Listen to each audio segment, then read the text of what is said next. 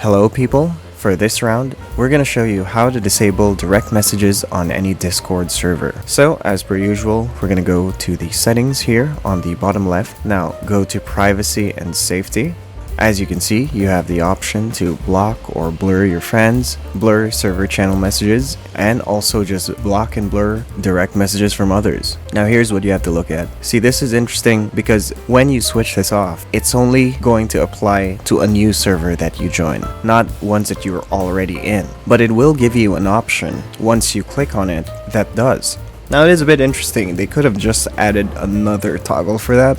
But having this is pretty convenient as well, so you can actually see the additional option. And so here is the option that also lets you affect the servers that you're already in as well. So if you hit no, of course, the only messages it's going to filter are the new servers that you'll be joining in. Now if you have any questions, just leave a comment down below. And if this video helped you out, you can like and subscribe. Thank you for watching. See you again next time.